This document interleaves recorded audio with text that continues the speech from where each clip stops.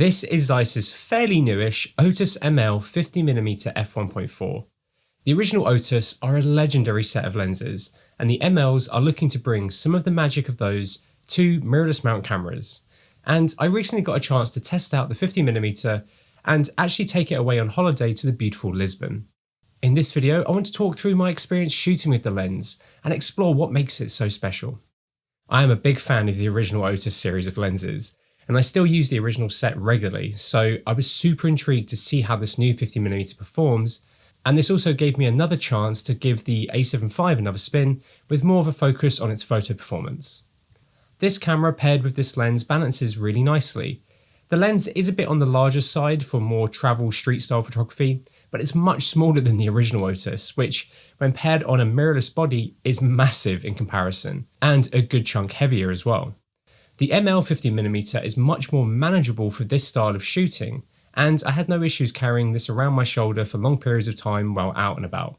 So for more run and gun style video shooters as well, this will also be much easier to manage. It's nowhere near as front heavy as other larger lenses on mirrorless bodies that I've tried, and while it's not as compact as other fast prime options now available, I think it is a nice middle ground between size and not compromising too much on optical performance. It's a completely different optical design compared to the original 55mm Otus, and it's clearly been designed around that much shorter flange depth of modern mirrorless cameras compared to the larger flanges of DSLRs. Using the lens is just as lovely as I expect from a Zeiss lens now. The mechanics are beautifully dampened, and the lens feels incredibly well put together. Thankfully, it's actually weather resistant, as it did get a bit rainy in Lisbon, which is pretty typical for me to take the British weather with me.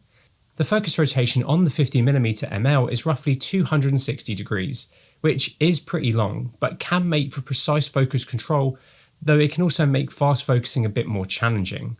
Of course, this is one of the biggest design points of the Otus ML lenses. They are fully manual focus only.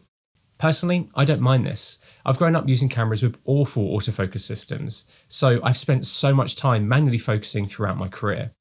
And when shooting video, I am still mainly manually focusing. So many lenses now use focus-by-wire systems, which will never feel as good or behave the same as a nice manual focus lens. And that really is one aspect of these lenses that I love. I find using manual focus lenses so much more intentful. You can really be more precise with how you're focusing and what you're focusing on than using an autofocus lens.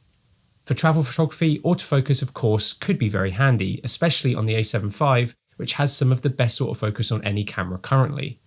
But the Otus series is all about the manual experience, and for slower shooting situations, they really are a joy to use. And the amount of in-focus pictures I managed to get while running around Lisbon in this more street photography style was actually pretty good.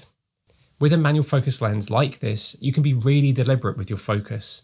And honestly, I think in a lot of situations, modern autofocus still doesn't get what I want in focus right 100% of the time. When shooting, I used a mix of focus peaking and a punch-in tool to nail focus, and thanks to the excellent systems in these modern mirrorless cameras now, it's easy to nail focus manually. I also shot a little bit of test video on the ML before going away, so had the iris declicked from that. There's a little screw on the back of the mount which you can turn to go between a clicked or declicked iris. For photography, I personally would have much rather had it be clicked, but it's great that you have the option to go between the two. This manual iris is great as it means you don't have any lag when you change aperture, but I do think that an A position for controlling the aperture via the camera for photos could have been helpful as well. I shot the majority of these photos wide open, which is really where the Otus lenses are designed to shine the most. The original series was renowned for its incredible wide open corner-to-corner performance. I managed to project these lenses before I went away, and the 50mm doesn't quite perform as well as the 55mm corner-to-corner, but the 85mm does. However, the 50mm does still resolve well in the centre of frame, but does have some fall off in performance towards the corners. Honestly though, when you're looking at the photos I took of it though, you can't really see much of a fall off towards the corners. And if we zoom in on some of the images I captured at f1.4, we can see how detailed the resulting images can be. Stopping down to f2 does improve this though. I also noticed the 50mm ML does have a touch of chromatic aberration, both axial and transverse, but this is easy to remove in stills, but less so for video. Compared to the original 55mm, I think it does have a bit more. Both vignetting and distortion are well controlled with minimal corrections needed in post, which we can see when enabling and disabling corrections in Lightroom on our RAWs.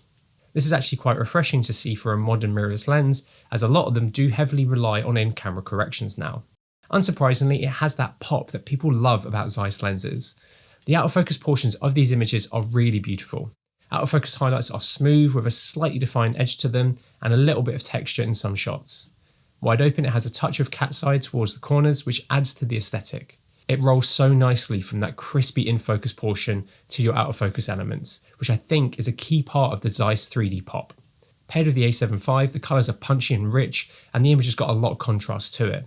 I have edited these images quite a bit, but this pairing captures some excellent images which develop really nicely. It also handles skin really well.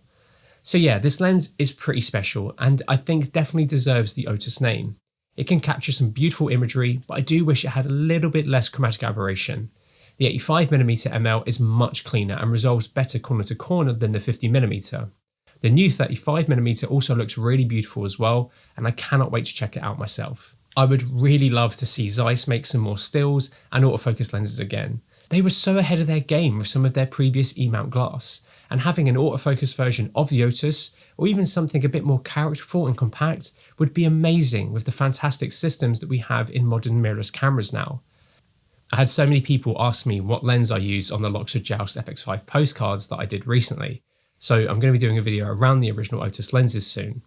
What do you think of the Zeiss Otus ML? Would you buy a manual focus lens like this in 2026? Let me know in the comments, and I'll see you in the next one.